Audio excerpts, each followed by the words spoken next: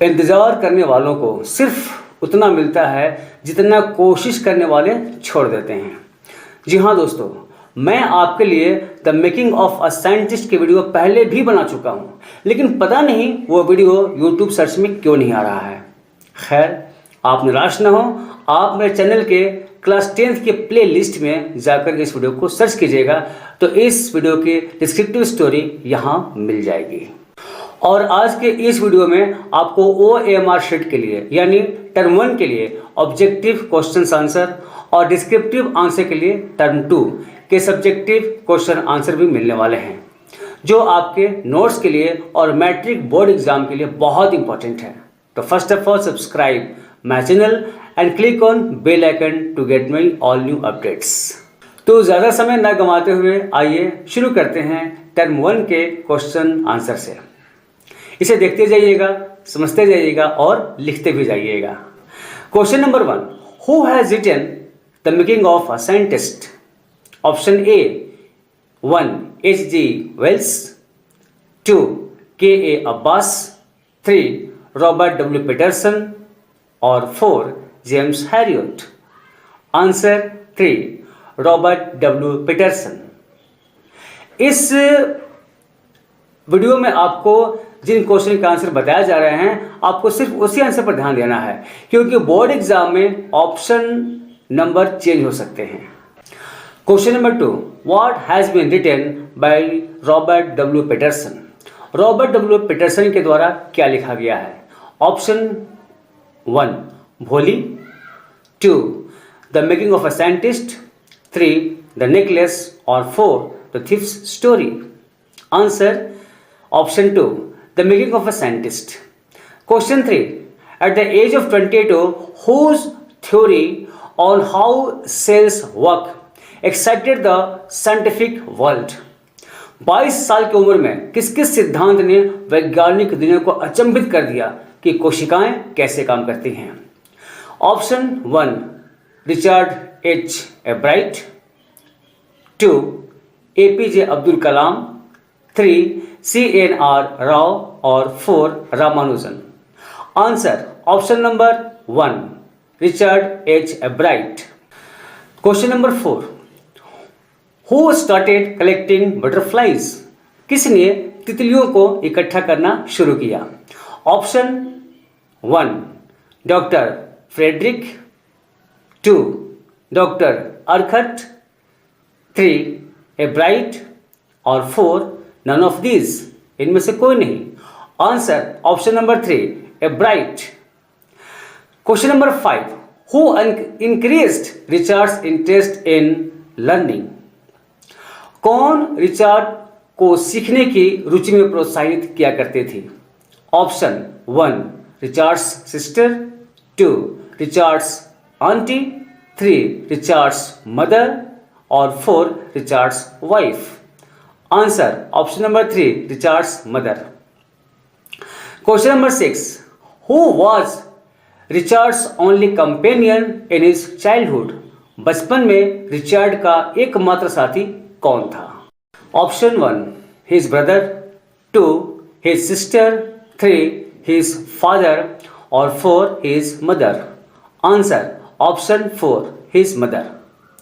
Question 7, what had Ebright collected? Ebright ने क्या इकट्ठा किया था? Option 1 25 species of butterflies, 2 25 species of flies, 3 25 species of bumble bees और बम्बल बीज मीन्स भौरा और 4 25 species of starlings. Starling means मैना, पक्षी है।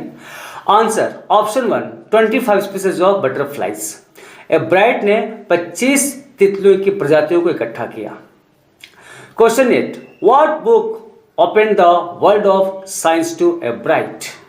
किस किताब ने एब्राइट के लिए विज्ञान की दुनिया के द्वार खोल दिए? Option 1 footprints without feet, 2 the travel of monarch 10, 3 first flight, 4 English book and answer option 2 the travel of monarch 10। इसी किताब ने एब्राइट के लिए विज्ञान की दुनिया के दरवाजे खोल दिए। Question 9. A bride was attaching light adhesive tags to the wings of fill in the blanks. A bride कौन सी तितलियों के पंखों में हल्के चिपकने वाले टैग यानी फीता लगा रहे थे? ऑप्शन 1 मोनार्क्स, 2 वाइसरायज, 3 मॉर्फो और 4 कॉमा। ऑप्शन 1 मोनार्क्स ये राइट आंसर है। Question 10. Around which city in America is the appropriate time to gather butterflies in late summer?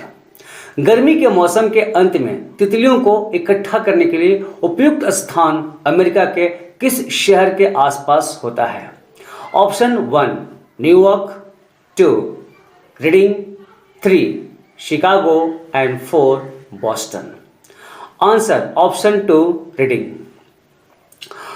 Question 11. What is the correct life cycle of monarch? Monarch तितली का सही जीवन चक्र क्या है? Option 1 egg pupa caterpillar, 2 egg caterpillar pupa, 3 caterpillar egg pupa और 4 egg caterpillar pupa and adult butterfly. तो answer 4 egg caterpillar pupa and adult butterfly, यानी अंडा से लार्वा, लार्वा से प्यूपा और प्यूपा से वयस्क तितली। Question number 12. Richards basement was home for how many monarchs in different stages of development? Richard का तहखाना विकास के विभिन्न चरणों में कितनी तितलियों का घर था? ऑप्शन 1 हंड्रेड्स, 2 थाउजेंड्स, 3 लैक्स और 4 crores. And answer option 2 thousands, हजारों तितलियों का घर था। Question 13. How many butterflies Richard had tagged were recaptured? Richard के द्वारा टैग की गई कितनी तितलियों को पुनः पकड़ा गया? ऑप्शन 1 बटरफ्लाई, 2 बटरफ्लाइज, 3 बटरफ्लाइज और 4 butterflies. Answer option 2 butterflies. Question 14. When did Richard enter county science fair and lost? Richard जिला स्तरीय विज्ञान मेले में कब भाग लिए और हार गए? Option 1 in 6th grade, option 2 in 7th grade, option 3 in 8th grade and option 4 in 9th grade. Answer option 2 in 7th grade. जब ये क्लास 7th में थे, जबकि उस विज्ञान प्रदर्शनी में भाग लिए हुए दूसरे सभी लोग कुछ न कुछ जीते थे, सिर्फ यही हारे थे। कारण ये था कि रिचर्ड एब्राइट उस प्रदर्शनी में मेंढक के टिश्यू को कांच की स्लेट पर केवल दिखाने के लिए ले गए थे, जबकि विजेताओं ने वहां कुछ न कुछ रियल एक्सपेरिमेंट करने की कोशिश किया था। Question 15. When did Ebright tried to find the cause of a viral disease that kills nearly all monarch caterpillars every few years? And he won. Ebright ने कीटाणुओं द्वारा फैलने वाले छूत की बीमारी के कारण को ढूंढने की कोशिश कब की और वो जीत गए? Option 1 in his 6th grade, 2 in his 7th grade, 3 in his 8th grade और 4 in his 9th grade. Answer option 3 in his 8th grade. अपनी 8वीं कक्षा की परियोजना में। Question 16. The next year Richard's science fair project was testing the theory that viceroy butterflies copy fill in the blanks. अगले साल Richard के विज्ञान मेले के प्रोजेक्ट में इस थ्योरी पर टेस्टिंग करना था कि वायसराय तितलियां नकल करती हैं। आपको ये बताना है कि ये तितली किसका नकल करती हैं। ऑप्शन 1 स्पैरो यानी गौरैया, 2 monarch, 3 1 and 2, 4 none of these. Answer option 2 monarch. Viceroy तितलियां मोनार्क तितलियों जैसी दिखने का नकल करती हैं। Question 17. Who doesn't like the taste of monarchs butterflies? किसको मोनार्क तितलियों का स्वाद अच्छा नहीं लगता है? Option 1 viceroy, 2 birds, 3 Ebright and 4 none of these. Answer option 2 birds. पक्षियों को मोनार्क तितलियों का स्वाद अच्छा नहीं लगता है, इसीलिए वायसराय तितली अपने पंख मोड़कर मोनार्क तितली जैसा कर लेती हैं ताकि वो चिड़ियों का भोजन ना बन सके। Next question, what is the purpose of the 12 tiny gold spots on monarch pupa? Monarch तितली की थर्ड स्टेज प्यूपा पर 12 सुनहरे धब्बों का क्या उद्देश्य है? ऑप्शन 1 ऑर्नामेंटल यानी सजावट, 2 producing a hormone necessary for butterflies full development, तितली के पूर्ण विकास के लिए आवश्यक हार्मोन का उत्पादन, 3 1 and 2 both, and 4 none of this, इनमें से कोई नहीं। Answer option 2 producing a hormone necessary for butterflies full development. Next question, where did Richard get a chance to work during the summer? Richard को गर्मियों में काम करने का मौका कहाँ मिला? Option 1 Walter Reed Army Institute of Research, 2 Toronto University, 3 Harvard medical school और 4 Oxford University. Answer option 1 Walter Reed Army Institute of research. यहाँ इन्हें कीट विज्ञान की प्रयोगशाला में काम करने का अवसर मिला। What is the substance in the nucleus of egg cell that controls heredity? Substance means पदार्थ and heredity means आनुवांशिकता। कोशिका के रूप में केंद्रक में वह कौन सा पदार्थ है जो आनुवांशिकता को नियंत्रित करता है? ऑप्शन 1 रोम, 2 रैम, 3 DNA और 4 butterfly. Answer option 3 DNA। Next question, what is DNA for life? जीवन के लिए DNA क्या है? ऑप्शन 1 ब्लूप्रिंट, 2 आउटले, 3 लेआउट और 4 blue pencil. Answer 1 blueprint. Where had a bright go on to become a graduate student researcher?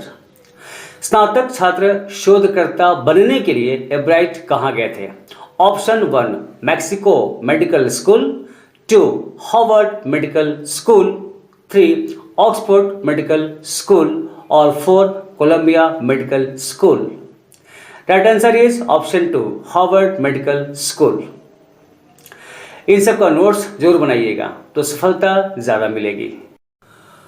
उसके बाद term 2 descriptive questions के लिए जो सबसे इम्पॉर्टेंट क्वेश्चंस आपके बोर्ड एग्जाम में आ सकते हैं उनमें रीड एंड फाइंड आउट के ये 5 क्वेश्चंस, इन्हें देखिए।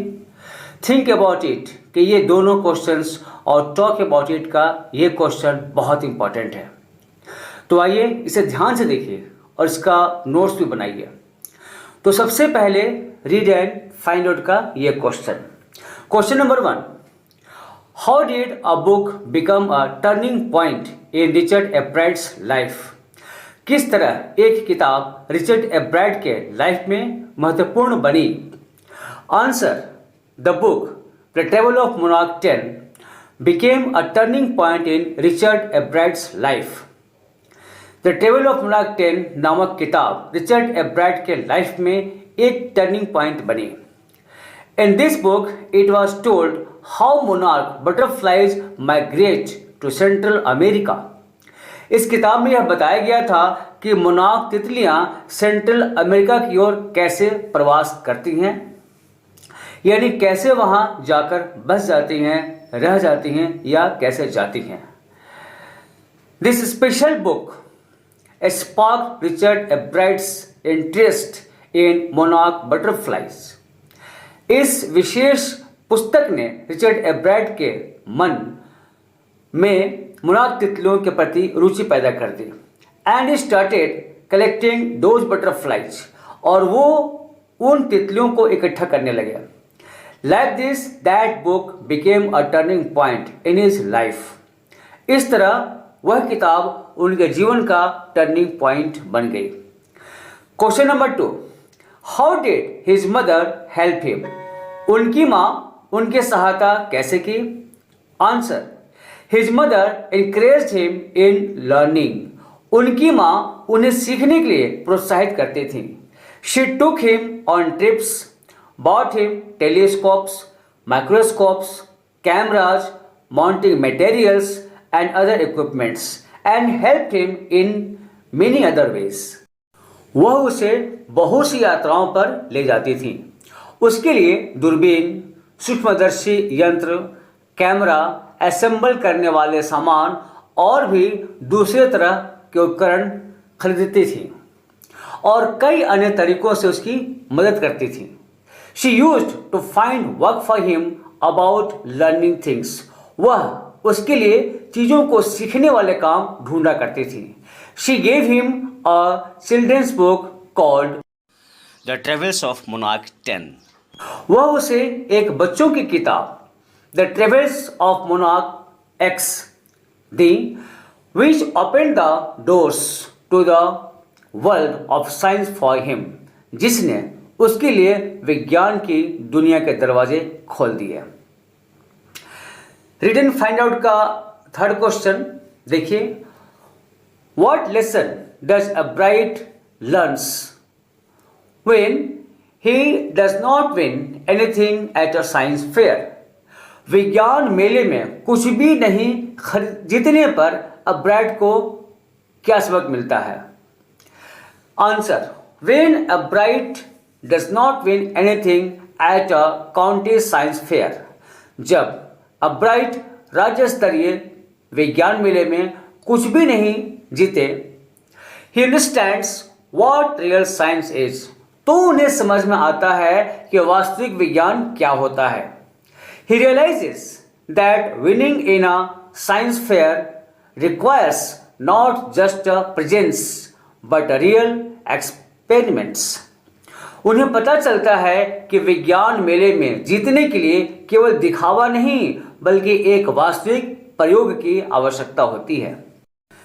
नेक्स्ट क्वेश्चन है, What experiments and projects does he then undertake? फिर उसके बाद वे कौन कौन से प्रयोग और प्रोजेक्ट करते हैं? Answer, first, he experiments to find the cause of a viral disease that kills nearly all monarch caterpillars every few years. सबसे पहले अब्राइट एक वायरल बीमारी के कारण का पता लगाने के लिए प्रयोग करते हैं जो हर कुछ वर्षों में लगभग सभी मोनार्क कैटरपिलर को मार देती है। The next year, his science fair project was testing the theory that Viceroy butterflies copy monarchs. Next year, उनके साइंस फेयर परियोजना इस सिद्धांत का परीक्षण करती है या कर रही थी कि वायसराय तितलियां मोनार्क तितलियों की नकल करती हैं। He began research in his second year of high school that what is the purpose of the 12 golden spots on the pupa of the monarch butterfly. High school के दूसरे वर्ष में अब्राइट ने अनुसंधान शुरू किया कि मोनार्क तितली के प्यूपा पर 12 सुनहरे धब्बों का क्या उद्देश्य है। His device showed that the spots were producing a hormone for the butterfly's full development. उनके उपकरण ने दिखाया कि वो धब्बे तितली के पूर्ण विकास के लिए एक आवश्यक हार्मोन का उत्पादन कर रहे थे। रिटन फाइंड आउट का last question, what are the qualities that go into the making of a scientist? एक वैज्ञानिक के निर्माण में कौन कौन से गुण होते हैं? Answer, there must have 3 essential qualities to become a scientist. एक वैज्ञानिक बनने के लिए 3 आवश्यक गुण होने चाहिए। Starts with a first rate mind, add curiosity and mix in the will to win for the right reasons. पहले दर्जे के दिमाग से शुरू करें, जिज्ञासा को ऐड करें और सही कारणों से जीतने की इच्छा यानी अपने विल पावर को मिक्स करें। उसके बाद यहां थिंक अबाउट इट में आइए। Question 1, how can one become a scientist, an economist, a historian? कोई व्यक्ति एक साइंटिस्ट, एक अर्थशास्त्री, एक इतिहासकार कैसे बन सकता है? Does it simply involve reading many books on the subject? क्या इसमें केवल इस विषय पर बहुत सारी किताबें पढ़ना शामिल है? Does it involve observing, thinking and doing experiments? क्या इसमें ऑब्जर्विंग करना, सोचना और प्रयोग करना शामिल है? Answer yes. One can become a scientist, an economist or a historian if he starts his ambition with first-rate mind and curiosity and mixes his will to win for the right reasons. जी हाँ, कोई भी व्यक्ति वैज्ञानिक, अर्थशास्त्री या इतिहासकार बन सकता है अगर वह अपने एम्बिशन को पहले दर्जे के दिमाग से शुरू करता है, जिज्ञासा जोड़ता है और सही कारणों से जीतने के लिए अपनी इच्छा शक्ति को मिलाता है। It is also very necessary for him to read many books on that subject and to observe, think and experiment in it. उसे उस विषय की बहुत सारी किताबों को पढ़ना तथा उसमें निरीक्षण करना, सोचना और प्रयोग करना भी बहुत आवश्यक है। Question 2, you must have read about cells and DNA in your science books. आपने अपनी साइंस बुक्स में सेल्स और डीएनए के बारे में अवश्य पढ़ा होगा। Discuss Richard Ebright's work in the light of what you have studied. तो आपने the making of a scientist chapter में जो भी पढ़ा है उसके हिसाब से एब्राइट के कार्य की चर्चा कीजिए। If you get an opportunity to work like Richard Ebright on projects and experiments, which field would you like to work on and why? यदि आपको परियोजनाओं और प्रयोगों पर रिचर्ड एब्राइट की तरह काम करने का अवसर मिले तो आप किस क्षेत्र में काम करना चाहेंगे और क्यों? Answer, from the first Richard एब्राइट had a driving curiosity along with a bright mind. शुरू से ही एब्राइट में तेज दिमाग के साथ साथ उत्सुक जिज्ञासा की भावना थी। First started collecting 25 species of butterflies around him. वे पहले अपने आसपास की 25 तितलियों की प्रजातियों को एकत्रित करने से शुरुआत की है। Then he got the idea of his new theory about cell life. फिर उन्हें कोशिकाओं के जीवन के बारे में अपने नए सिद्धांत का विचार आया। It came while he was looking at X-ray photos of the chemical structure of a hormone.